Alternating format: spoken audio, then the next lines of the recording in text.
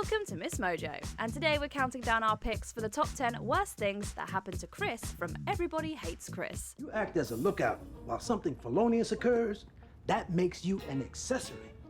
Yeah, but I'll still be cool, right? For this list, we'll be looking at the most harrowing experiences the character of Chris faced throughout the course of this beloved period sitcom. Let us know in the comments which of these made you feel the most sorry for Chris. Number 10. Walking in on Keisha kissing Drew. Throughout the show, Chris gets infatuated with several girls, but his very first crush was Keisha. There she was, Keisha, the girl of my dreams. From dreaming about her to seeing her everywhere on the street, it's safe to say that Keisha had built a home in Chris's head and moved all of her things in. Hey, wake up! When Drew consistently gets bad grades on his math tests, Rochelle hires Keisha to tutor him, providing an opportunity for Chris to have some alone time with her. And then Tanya will be watching the TV. That'll leave the two of us alone. And then, He struts back home from school, ready to swoop the girl of his dreams off her feet, only to have his heart shattered when he walks in on her kissing Drew.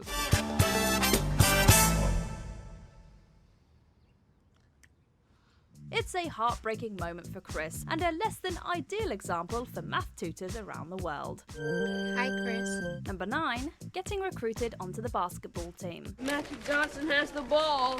30 seconds on the clock.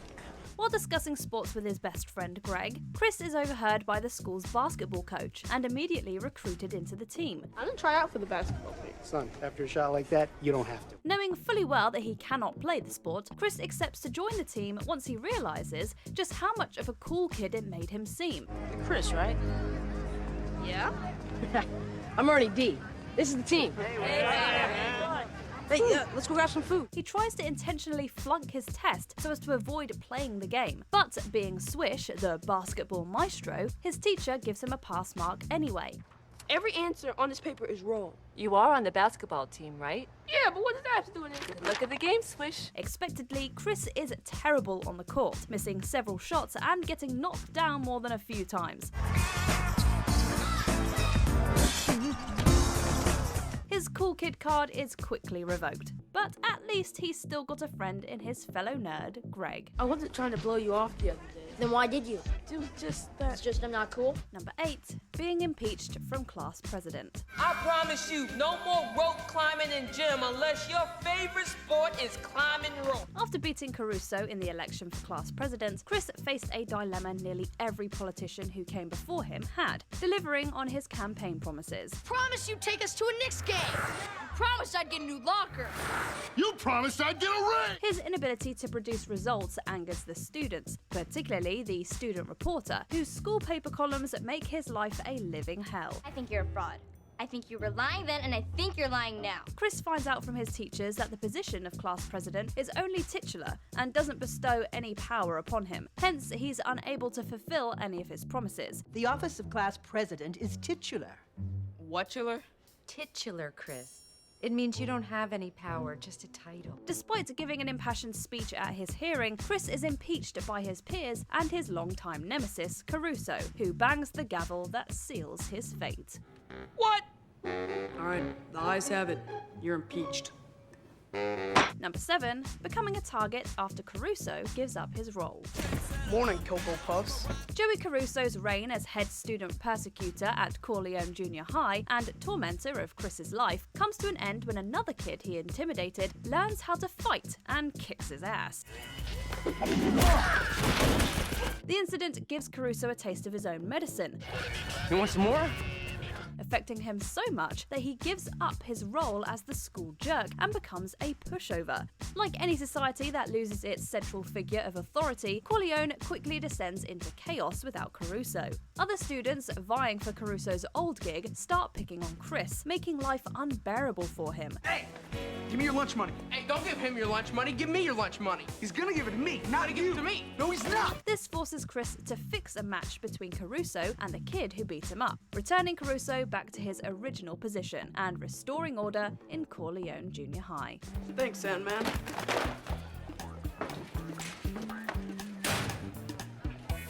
Give my money. Yo me a pizza. Number 6, getting robbed by Malvo. Chris's first job working at Doc's corner store was a fairly easy one, and it made Julius very proud of him. When Doc has to go to the bank, he leaves Chris in charge of the store, letting him work the cash register for the first time. You think you can handle the register while I'm gone? For real? Malvo, a well-known criminal in the neighborhood, takes advantage of Doc's absence and robs Chris by flashing a gun at him. Can I help you? Yeah. Give me the money. Now.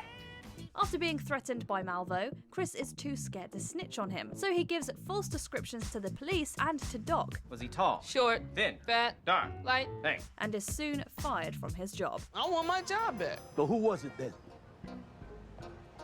It was Malvo. Malvo! Man, would you be quiet? Not wanting to disappoint Julius, Chris eventually tells Doc the truth and helps in a sting operation that results in Malvo's arrest. You set me up, boy.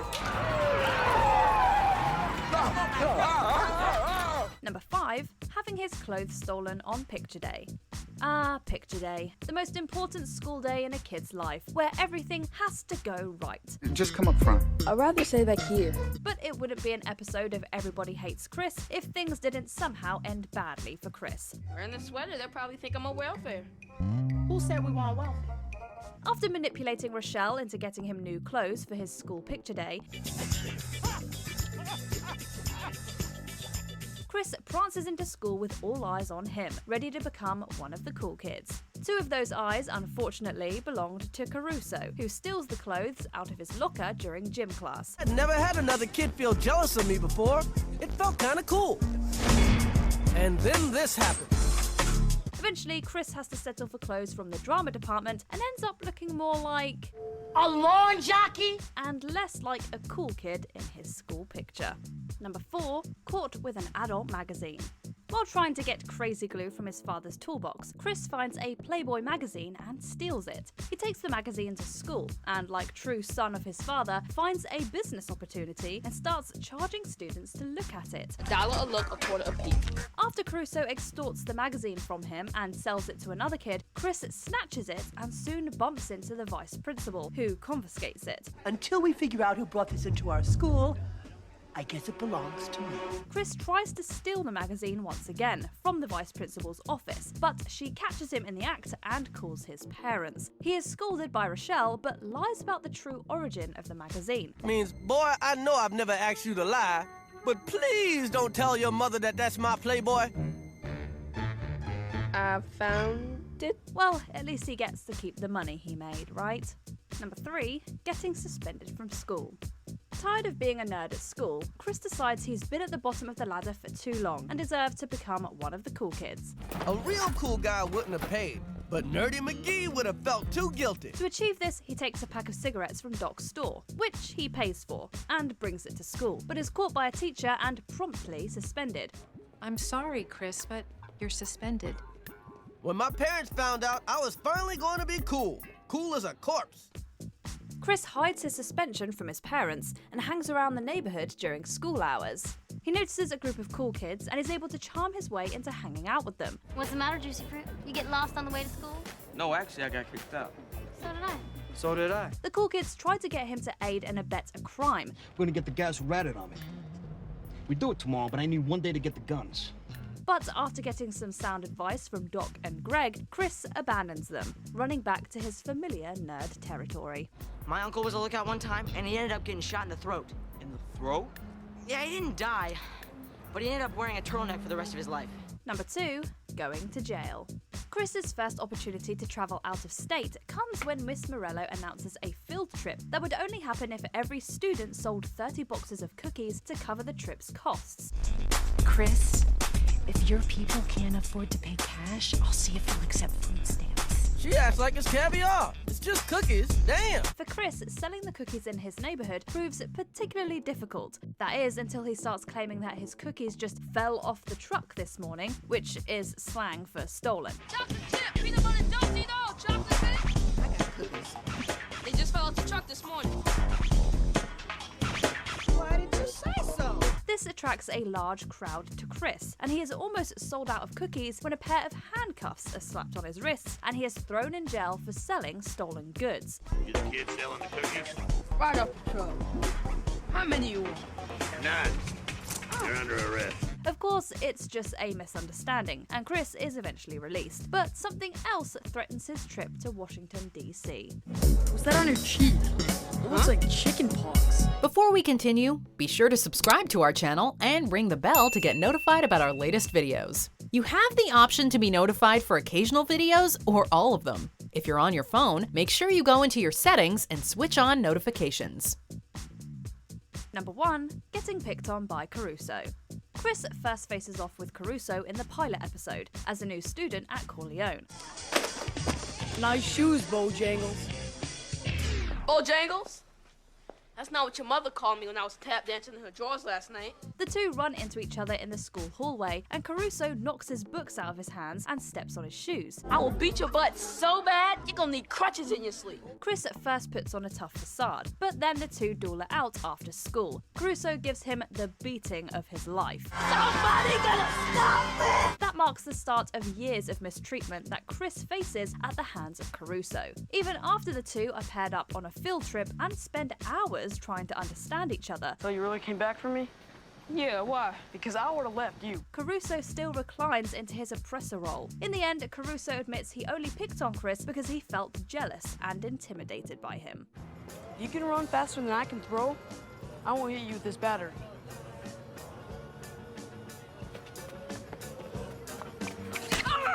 Do you agree with our picks? Check out this other recent clip from MsMojo. And be sure to subscribe and ring the bell to be notified about our latest videos.